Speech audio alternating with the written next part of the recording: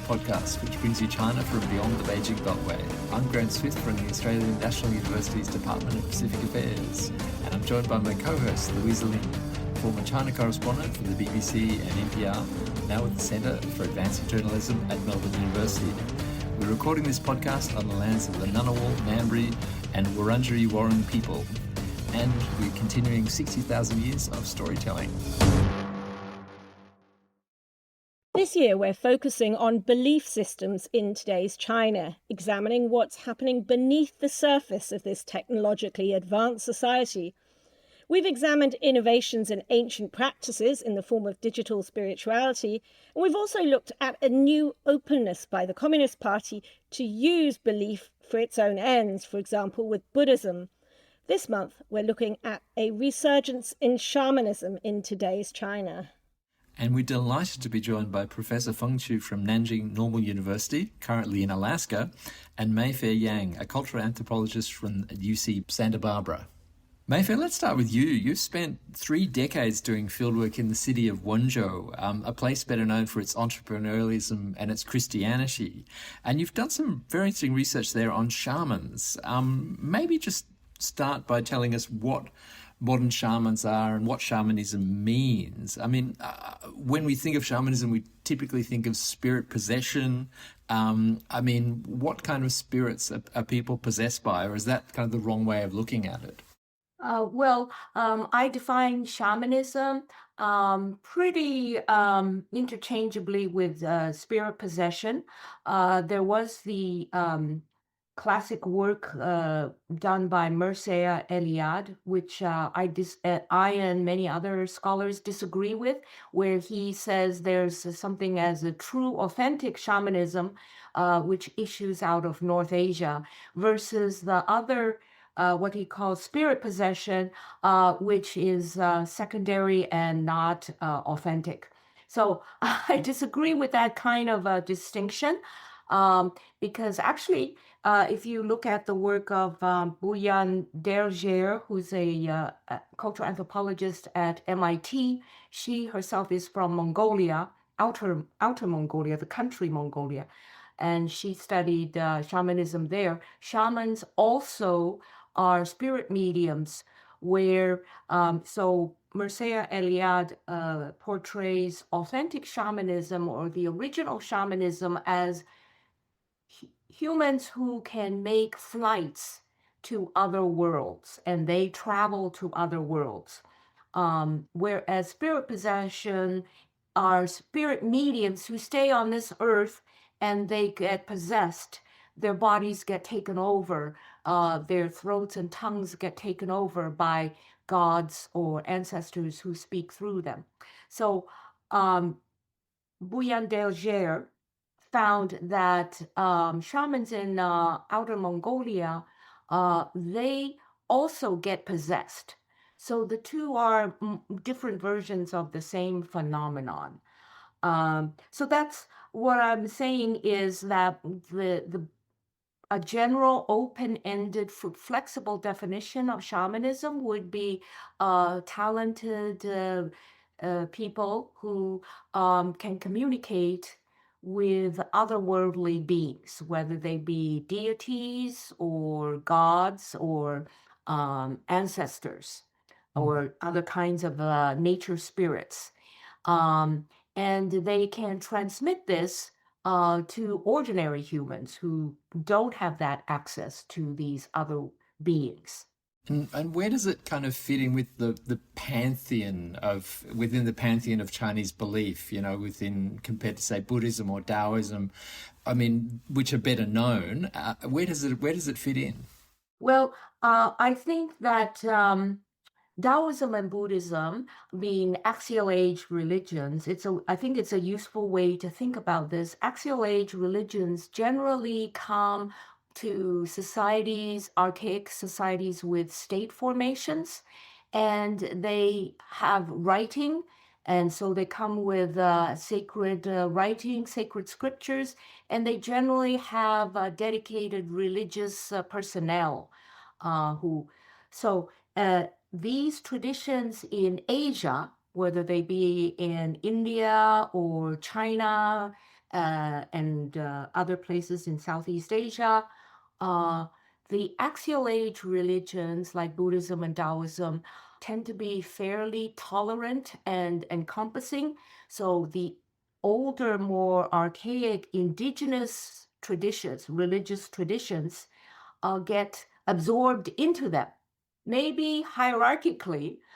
So, for example, Taoism was always very close to popular religion and indigenous religions, and Taoism absorbed their gods rather than shut them down or eliminate them. But they made the local gods more lower ranking. Okay, so in general, that is what in Asia Axial Age religions did, which is different from the Abrahamic religions of declaring one single God of truth. They generally would eliminate the previous religions as unworthy. Feng Qu, you've just come back from doing fieldwork in Dongbei in the northeast of China. I mean, tell us a little bit about what shamans look like there nowadays. Manchuria or Dongbei, northeast China, is a very important area in shamanism studies. It's thought that Dongbei or northeast China has a typical shamanism in China or in the north of the world. So actually, shamanism in Dongbei is not a single phenomenon because Dongbei has ethnic groups and also Han Chinese. While shamanism declined in some groups, such as Hezhe or Nayin group, and Orangian, and some tribes among Evanki, but it has a great revitalization among other groups, such as Mongolia, Dawa, and the Buryat people. And also it rises a lot among Han Chinese people. But they all have different characteristics. They are different. So Dongbei has diverse expressions of shamanism. And could I ask you, in your fieldwork, you actually saw someone possessed by a spirit. Can you maybe take us through, what did that look like and what was the purpose of it? I recently visited several groups. The first is Mongolian group in Jilin province. There is a banner or county is called Gorlos. I think there are several hundred shamans. They all are Mongolian people. Yeah, they have spirit possession. The spirits are ancestors and animals. I witnessed their rituals when they call ancestors to be fall down, to possess their bodies. They will drum and sing some evocation songs, and then the ancestral spirits or animal spirits will follow the drumming and music to come to possess the shaman. And then they change voice. The spirits will communicate with the audience or other shamans or some people else. Sometimes it's about fertile something. People have problems. They need ancestors to help them to resolve the problems. But sometimes they just normal talk. Sometimes they invite ancestors to be with them, to share the music, to share their talking. It's just they want to meet. They have a great spirit possession among Mongolian people. But in the other group, such as the Manchu people, normally there are several shamans. They mostly they hold rituals for their clans, families. They will cite prayers. They will chant and drumming to give thanks to spirits or ask a blessing from the spirits. Many families in the festivals and special days like such as wedding, and they will invite shamans to go to their home to do some ritual like that. So no possession, but just a few shamans like shaman Shi Guanghua and Shi Zhongduo in Shi clan, Shi family. They have ability to call spirits to possess them, but those spirits, when coming, they just have amusements with the people. So it's not the big part in the ritual. And I also visited a group. This is very special group. They are Manchuized Han Chinese, but they identify they are part of Manchu. Actually, originally they are Han Chinese from Shandong, but afterwards they joined the Manchu army. So they are called the Hanjin Han army. They have different shaman rituals from Han Chinese, from Wenzhou shamanism, and also different from Manchu shamanism. Spirits who are from Chinese cultures, like a king of Tang Dynasty, soldier of the dead soldier heroes of Tang Dynasty.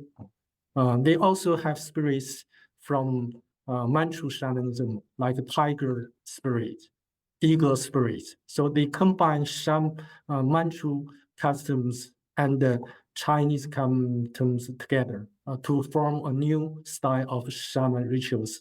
Mayfair, how different is what Professor Feng is describing to what you see in Wenzhou? Are the spirits that possess shamans different?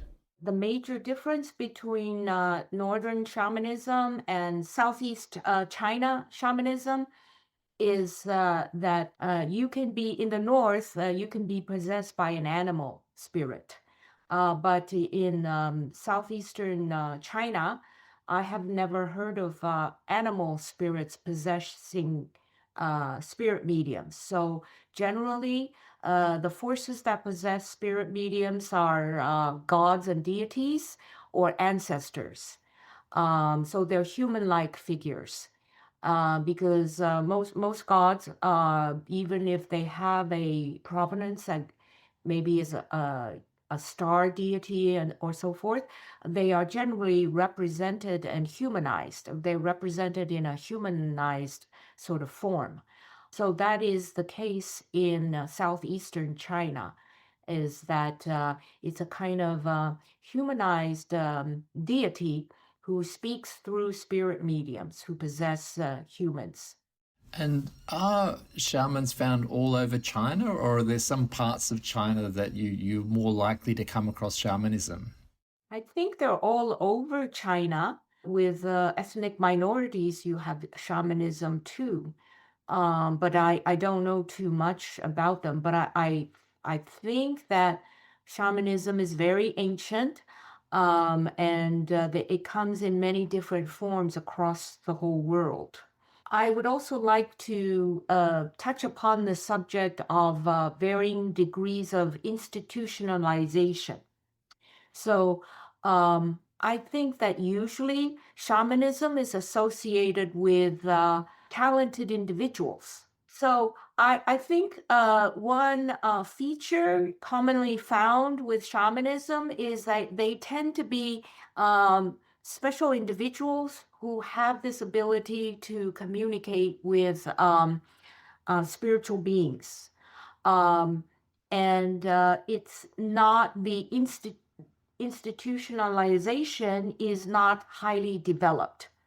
And that's one reason, I think, why in China, officials are generally, and also public opinion, generally look askance or look down at shamans, is because they're individuals, so operating on their own, and there isn't a large, elaborate social institutions.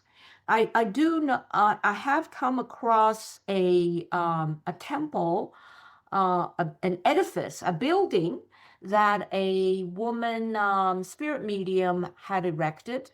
It was looked pretty impressive as a temple, but that is really the exception rather than the rule. So generally, shamans operate as individuals in their homes, private homes. So their clients and customers will come into their homes individually or sometimes in small groups, and they operate there. But it's very rare for a shaman to be able to get a permit to operate, to be legitimately out in the open. So it's a kind of clandestine affair.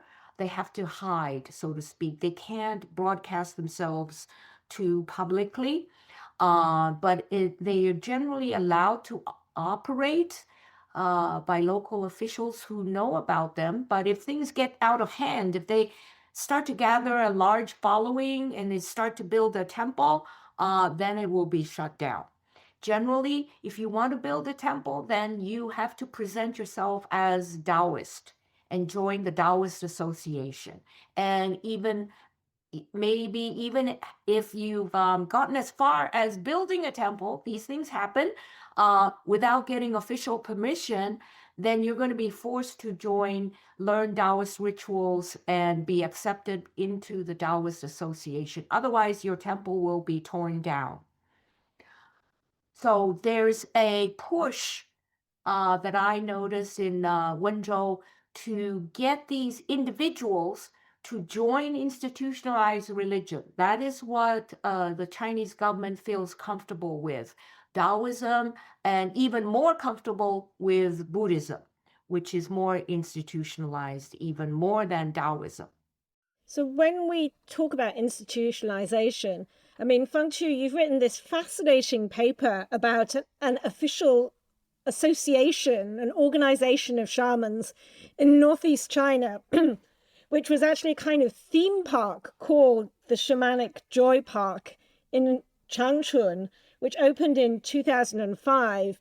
And you write about how thousands of shamans kind of met there and got together there. I mean, tell us a bit about the history of this place and why you think the state allowed that to happen. So it's influenced by a new shamanism in the West. In United States, there are some organizations about shamanism. So this influenced the whole world, including China. So he's not a scholar, he's a businessman, he's very smart, but he has a lot of shamanism knowledge, and he has a good connection with scholars who study shamanism. So from 2004, he started to build the shamanism park. The main purpose for him has two. The first, he liked shamanistic cultures very much. He wants to use this style to protect the shamanism, because many people think shamanism is declining in the modern era. So this is one of his purposes. But the other purpose, because he's a businessman, he doesn't hesitate to tell us he wants to make the shamanism commercialized. I was going to ask, what does it actually look like? Like, how do you make money out of shamanism? I mean, are people paying to undergo sort of spiritual experiences, or how do you commercialize shamanism? So he invited some shamans from Mongolia, from Heilongjiang province, from Jilin province, including Mongolia shamans, Han Chinese Han army shamans, and also He specialists, not shamans, and also from Manchu shamans, to performed in his park. He used this shamanic performance to attract tourists to come to his park. And he doesn't use shamanism to earn money, but he uses hotels, lodges, and restaurants to earn money. But the shamanic rituals or performance became a very attractive characteristic of his park. So he was very successful. But his park is also encountered some problems. While scholars and some government people support, because that's part of inheritance, cultural inheritance. But the other government people think it's a superstitious behavior, so they are against the park. So, but more people in 2000, the first decades of new century, 21st century, most people in governments and the scholars supported him. So his park, his career survived. And in 2021, he met big problems. So he has a title from the state government. It's called Shamanic Culture Inheritance Base. This title was canceled to do Sounds that. familiar because just last week, or maybe it was this week, the Shaolin Temple, which yeah. was hyped up very commercially by Shi Yongxing, has been shut down, or Shi Yongxing has been shut down for various reasons, including sexual shenanigans as well as over commercialization. Yeah, we feel a little bit bad about that. Our producer is claiming credit because our episode, which featured the abbot, appeared 2 days before he was shut down. So, yeah, she's claiming credit for bringing him down, but I don't think that's quite true. I mean, Mayfair, could I, or both of you really, you said that the ordinary people looked askance at shamans, and yet people are going to this theme park in droves. When I was living in Anhui, we came across a shaman, or everyone referred to him as a shaman, and the attitude of my colleagues who had no spiritual interest was fascinating. They'd never talked about spirituality at all. And when they saw this guy, they were absolutely terrified and in awe of him. And they had the belief that this shaman basically had amazing spiritual powers. They didn't want him to notice them or, come across them. And they believed that he could get rid of the party secretary if he wanted to, like if he chose to. He was that powerful. I mean, what do ordinary people think about these shamans who've persisted despite all these campaigns? I think there's, people can be very self-contradictory.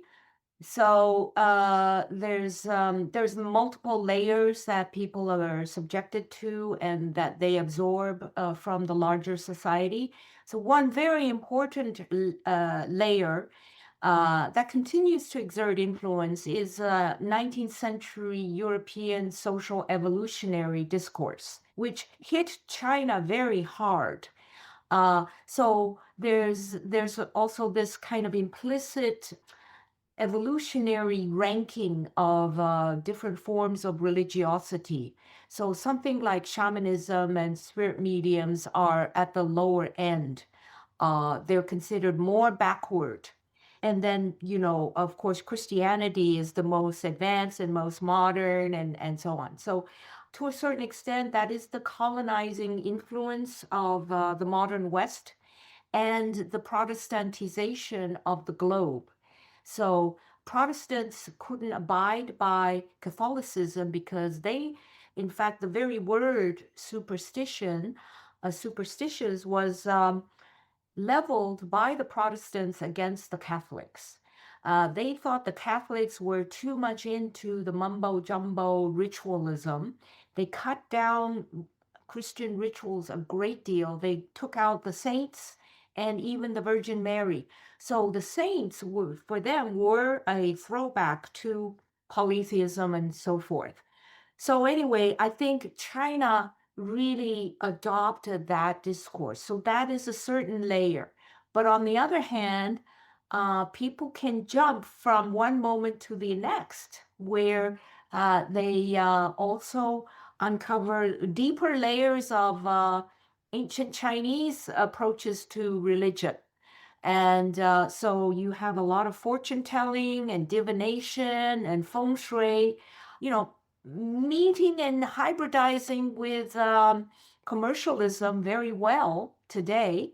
Feng shui masters can command a great deal of money. So that is all coming back at the same time, too. And I also wanted to say something about gender. I found, I guess, in Wenzhou, they in a very entrepreneurial culture.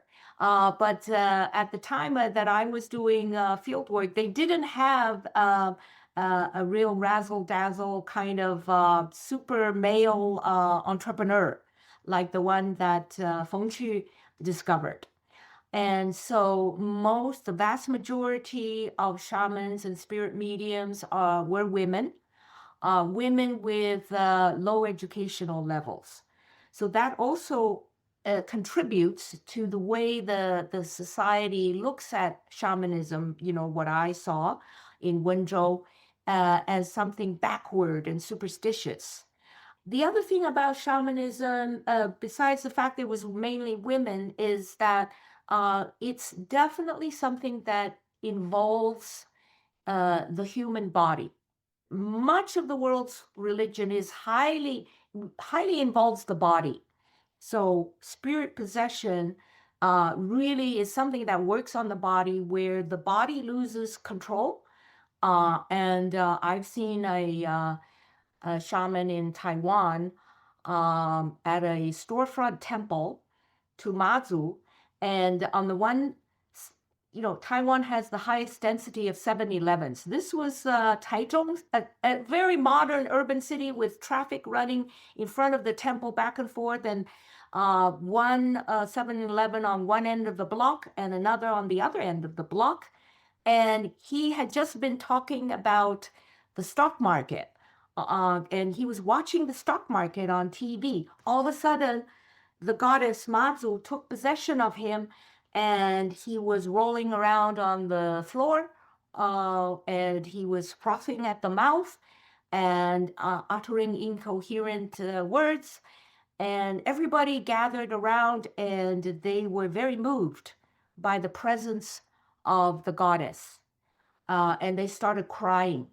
So there is something very palpable with shamans, is that they can elicit so much emotion, where you palpably feel the presence of the spiritual being that takes possession of them. And that is why in Wenzhou, often I find that shamans are the spark that start up a new temple or religious movement. So they are the ones, because everyone feels palpably the presence of the spirit or deity. So you need that spark in order to say this temple, this place, this site is a good place to build a temple. You need that kind of stamp of approval by a supernatural being. I just wanted to come back to that dividing line between belief and superstition, and how the state differentiates or views shaman. I mean, Feng Qu, maybe you could talk a bit about how that works. For example, with the shamanic joy park, how it was acceptable and then it suddenly became seen as superstition. How does the state decide? This is a very interesting question. In 2021, when the businessman's park, the base, was cancelled by the government, the Jilin provincial government has a meeting with the scholars and the government people together. They have a very interesting decision about the shamanism among people in Jilin province. They think Manchu Manchu shamanism and the other ethnic groups, shamanism, they are kind of cultural inheritance. I think in China, there is some tolerant policy of ethnic groups, but more strict policy to Han-Chinese cultures. So they think the shamanic rituals among Han Chinese people, those are superstitious phenomena. So they think most of Han Chinese healing, especially healing rituals, are not real, are mainly for money, and they don't believe the power, the efficiency of healing. So they think they are cheating people, and also they are kind of backwards superstition. So they have a distinction like this. Mayfair, do you think there's also an element of fear about security? And it's just more like when a shaman gets kind of big and has a following, then they move to shut it down. Yeah, there is fear and insecurity, definitely. But I would phrase the fear in this way. There's something about spirit possession of the body where it's out of control. And that is the first thing that is feared, and especially in our age of rationality.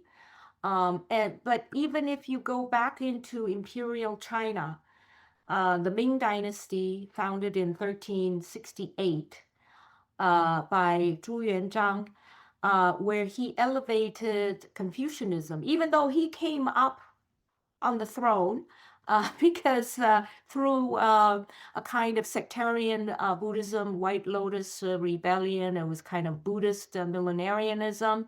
But he knew how he came to power, so he was always very afraid of these out of control religious movements. So he tried to shut that down. He put up orders that different religious movements would be shut down.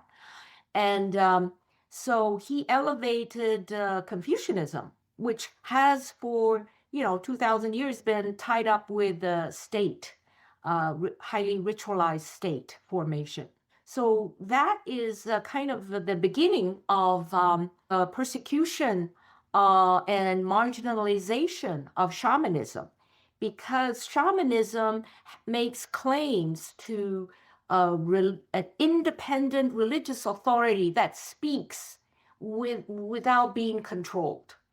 Whereas, Buddhism and Taoism are pretty much penetrated by the state, and it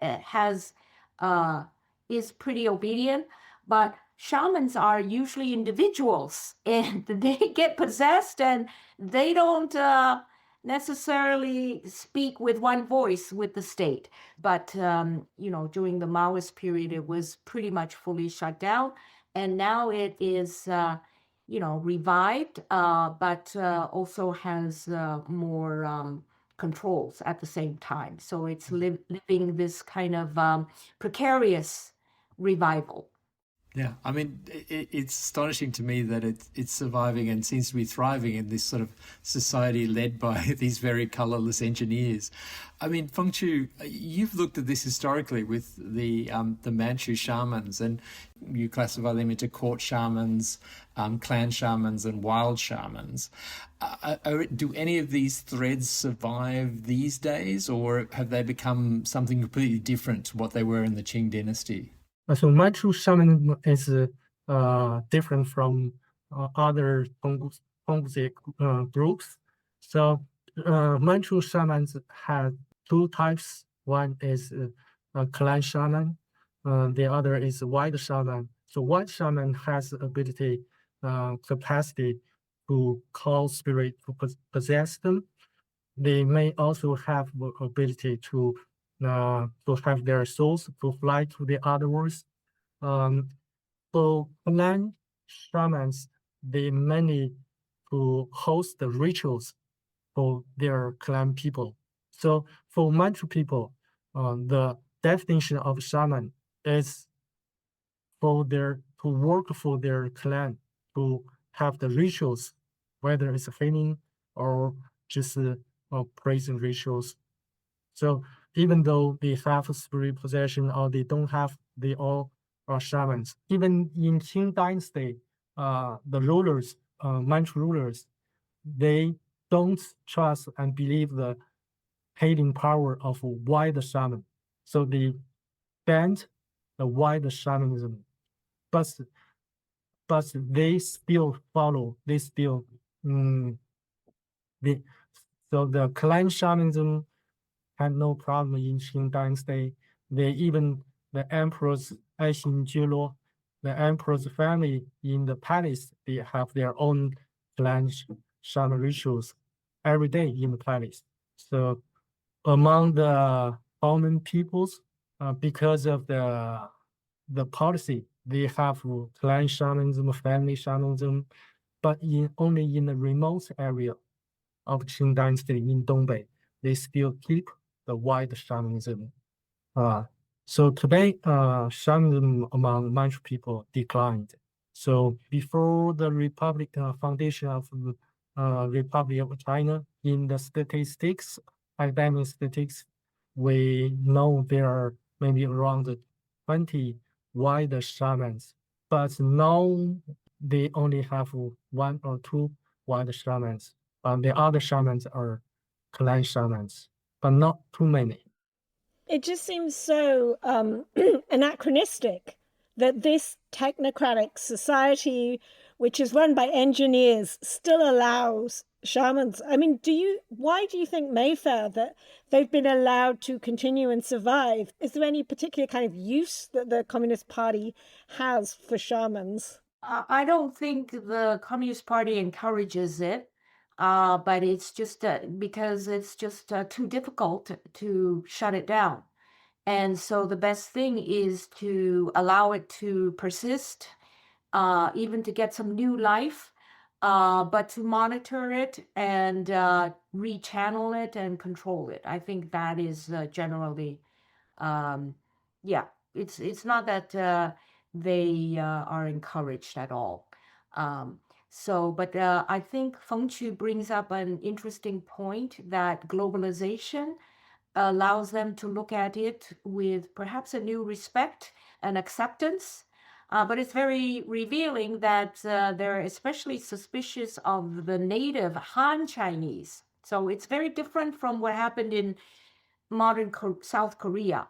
So in the case of South Korea, in its modernization drive under Park Chung-hee and so forth, earlier in the 20th century, the government also had a very dim view of shamanism and wanted to snuff it out because it was not modern, it was an embarrassment, and it wasn't playing a role in Korea's modernization. But at a certain point, they started to look at it as kind of national identity. So once they became prosperous, and they no longer felt as if they had to slog their way, struggling to modernize, once they kind of started to enjoy their modernization and economic success, they turned around and viewed it as a part of their national heritage, and there was a kind of culture of pride to support, including government support of shamanism. And today, it has both commercial success as well as national pride. The government designates certain shamans as national cultural heritage people, So yeah, you really see that with globalization, and you have also, if you have the stamp of approval from the West, that also really helps you too. And you have Westerners pursuing shamanism and indigenous religions and affirming, okay, if the West affirms that, that must be good. I'm quite curious about the foreign influence factor because, Feng Qu, you mentioned neo-shamanism and how that helped the theme park, that there was this foreign interest in shamanism. And Taiwan, basically shamanism seems to have continued uninterrupted. I mean, how much is the survival of shamanism down in some ways to, foreign influence, if you like? In the West, new shaman is very different from the traditional shamanism. So there are lots of debates about the concept of real, genuine shaman. In China, they also have some modern characteristics. They also want to make money for themselves, for their families, and meanwhile, they keep their traditional way. So this is kind of modernity and the globalization, and also there are some young people who learn some knowledge about shamanism. They open some training classes to call some people to be in the class to train them for them to be pursue spirituality. So this is quite like some new shamanistic groups in the West. So there are several layers in China. There's also examples. So Taiwan's Dangi tradition, it's generally male, very male, and it has.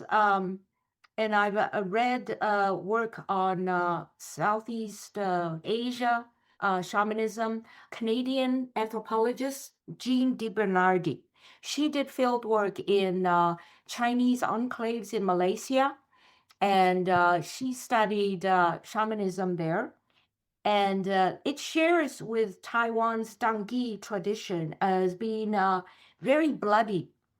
They are into real kind of punishment of the body, I would say. They stick spears and needles into their bodies. It's very male, kind of macho too.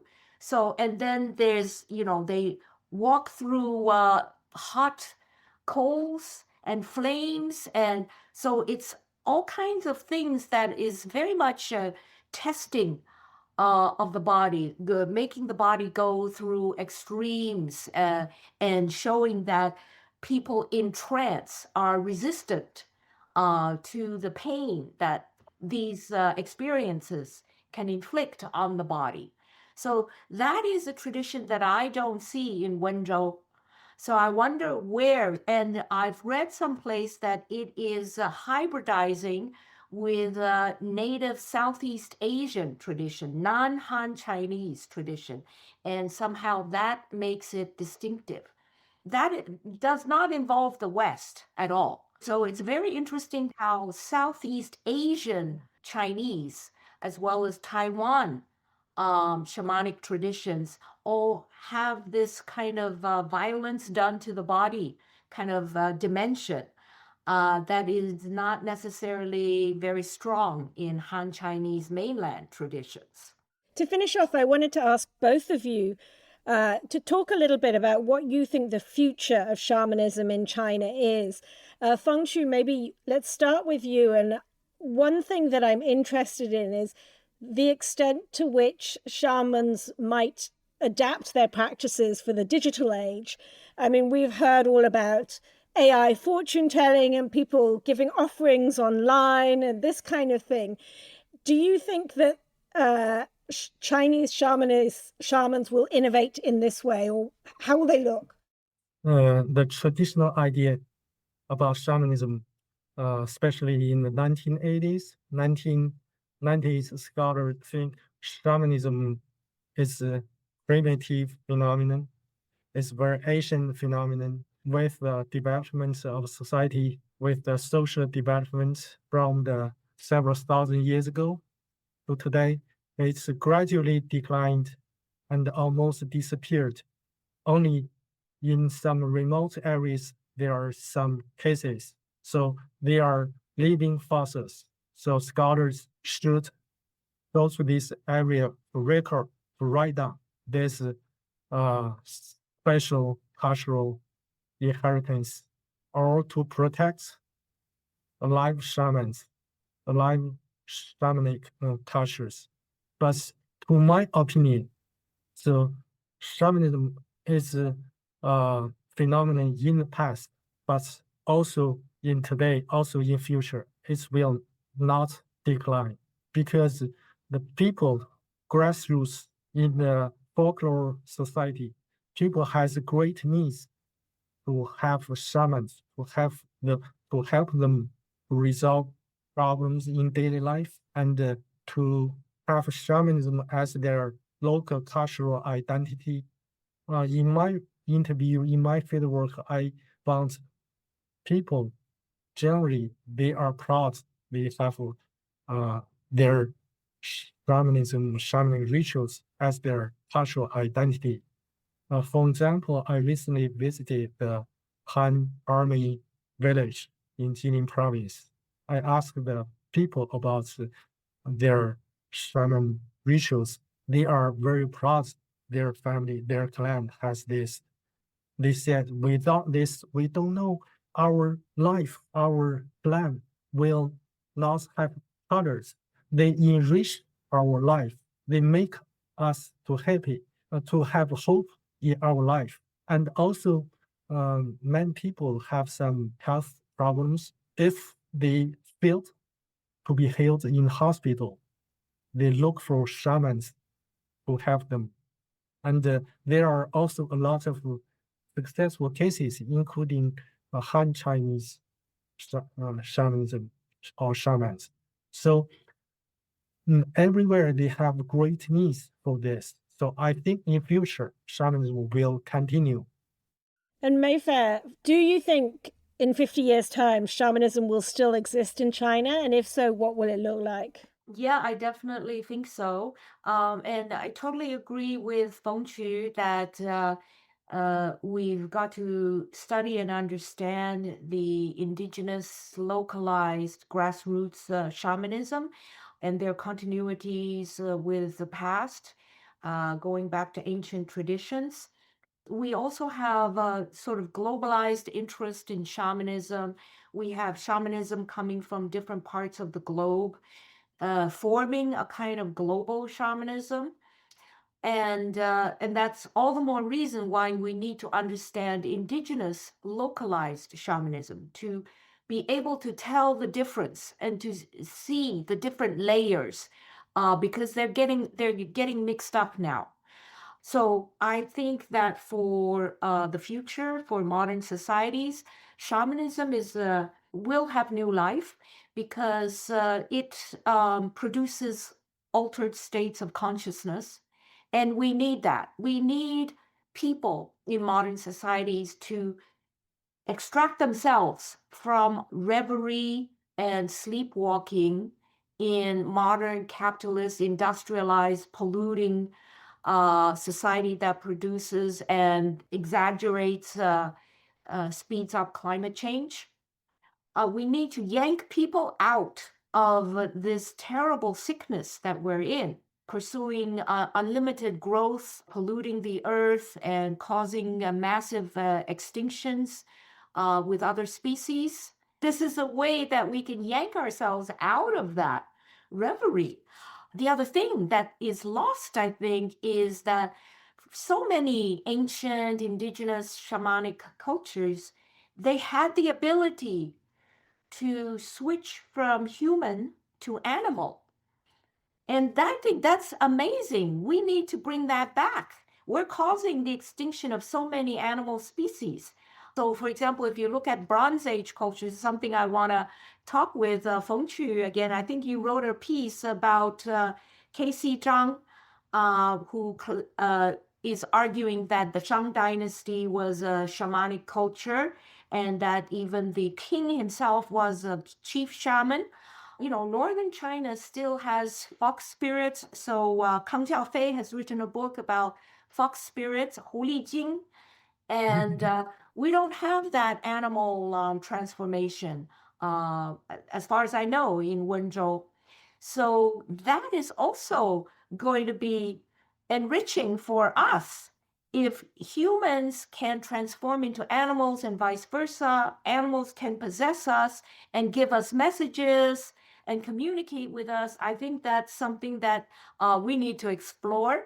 We need to find out more about those shamanic cultures. actually it challenges the traditional anthropology theory like dualism. So because that is human standard, but shamanism is not human standard. It's shamans respect, and also shamans and also their tribal people, their villagers, they respect animals. They think animals and human are equal, and they respect the nature, the environment, everything they think has a spirit, so they respect the world, the nature. So it has a lot of traditional knowledge how to maintain the world to continue. Mayfair, Feng Qu, thanks for joining us. Okay, thank you. Bye. You've been listening to the Little Red Podcast, which brings you China from beyond the Beijing Beltway. Many thanks to our guests, Mayfair Yang and Yang Xu. Thanks also to my co-host, Louisa Lim. Our editing is by Andy Hazel. Our background research is by Wing Kwang. Our transcripts and social media is by Julia Baxter. Music is by Susie Wilkins. And our cartoons and gifts are courtesy of Seb Danto. Bye for now.